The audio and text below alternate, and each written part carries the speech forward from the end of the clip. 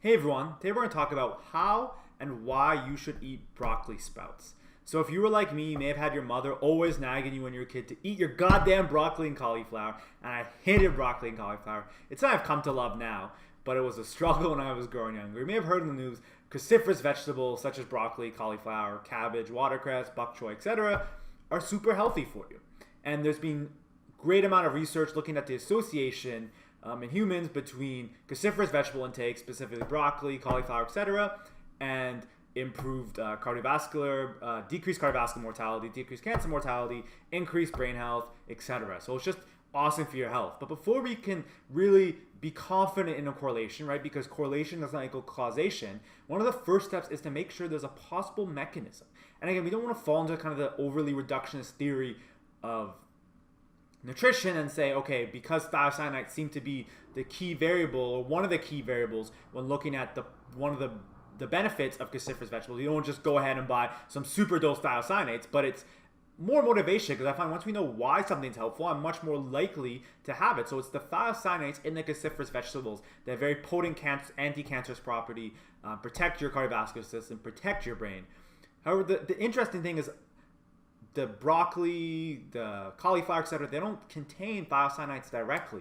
They contain the precursor of thiocyanates, glucosinolates, and it's converted either during when you're cutting the vegetable, you're crushing the vegetables, or you're chewing them through the enzyme myronase to the thiocyanate. And the thiocyanate is being most extensively studied in the literature, and most of the studies that look at the active ingredients of thiocyanates typically tend to be done in mice because we can't ethically give a human cancer. So they're typically in mouse models where cancer is expressed, and we look at the effect of giving thiocyanates to mice and its anti-cancerous properties. And the most potent and effective anti-cancerous thiocyanate is sulforaphane. And broccoli, cauliflower, all the other cruciferous vegetables are great sources. However, broccoli sprouts, which I have right here, have 100 times more sulforaphane than broccoli. This is a great source. So it's not the most palatable. It's quite bitter, but what I'm starting to look through my research in nutrition is that bitter tasting foods actually indicate they have a high nutrition quality. And as we've kind of moved away from eating less and less bitter foods, we kind of lost a lot of the benefits and nutrients in the vegetables and fruits we consume. But that's for another video. So it's 100 times more sulforaphane.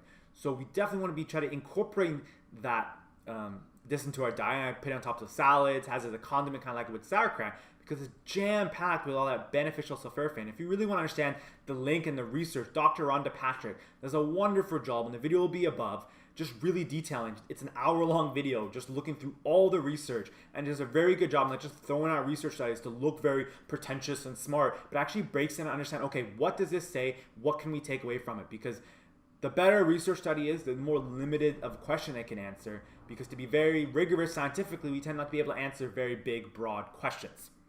So, but a really important point is, okay, I know I should eat broccoli sprouts, but how should I eat it? Because how we eat it is just as important as eating the molecule, because this doesn't contain sulforaphane right now. It contains the glucosinolates, and it's the enzyme myronase that converts it, right? We said through cutting, crushing, and chewing.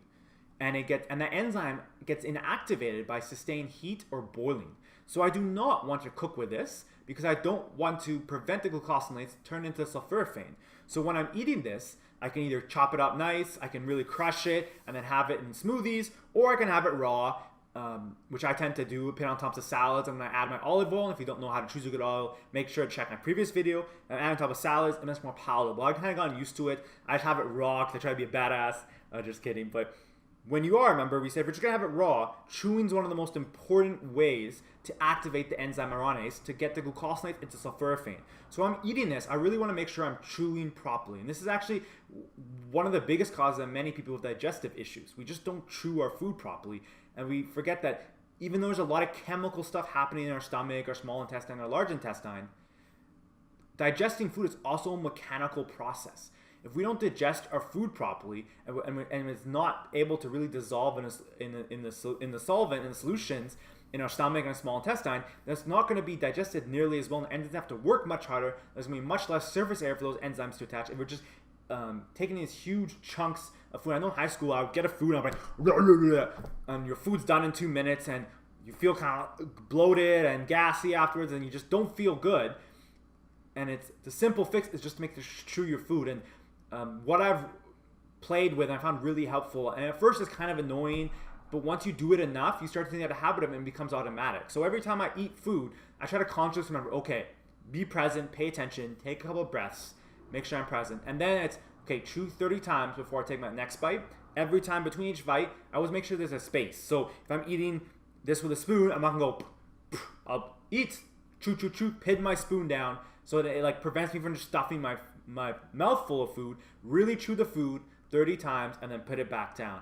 And I think it's super cool because as I'm chewing, I'm like, okay, cool. I'm getting my glucosinolates converted through the enzyme myonnaise because I'm activating the enzyme, and now I'm getting my sulforaphane, which is going to make me feel super awesome. So I really hope you enjoyed this video. If you did, please give it a big thumbs up and make sure to subscribe to get more awesome cooking and nutrition videos. Thank you.